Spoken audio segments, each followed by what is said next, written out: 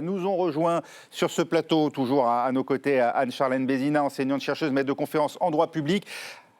À vos côtés, Xavier Iacovelli, sénateur Renaissance des Hauts-de-Seine. Merci d'être avec nous, tout comme Andrea Cotarac du Rassemblement national. Vous êtes conseiller régional Auvergne-Rhône-Alpes. Et François Calfon du nouveau Front populaire, député européen, PS, Place publique. Merci d'être avec nous. Peut-être une réaction, j'ai envie de dire presque, honneur aux vainqueurs entre guillemets, puisque si l'on en juge par les résultats ce soir, 34%, le Rassemblement national et ses alliés virent en tête, comme l'avaient d'une certaine manière prédit les sondages. Néanmoins, selon notre projection, vous n'auriez pas la majorité absolue. Vous vous préparez donc à rester dans l'opposition, si l'on en croit ce qu'avait dit le président du Rassemblement national, Jordan Bardella. Il ne gouvernerait pas sans majorité absolue?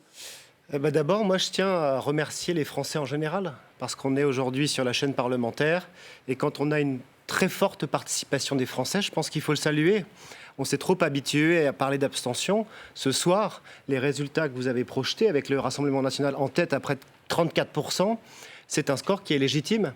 Je pense que le bilan d'Emmanuel Macron a été sanctionné, puisqu'ils sont à 20% en ce moment, mais qu'il y a un vote d'adhésion.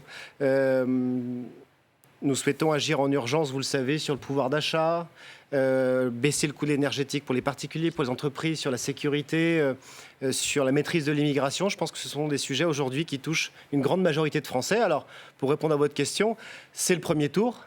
Nous sommes très satisfaits de ce score, satisfaits que de nombreux députés sortants du Rassemblement national sont réélus dès le premier tour, ce qui prouve qu'on est implanté localement, qu'on est reconnu. Maintenant, on s'engage, une autre compétition sera les seconds tours.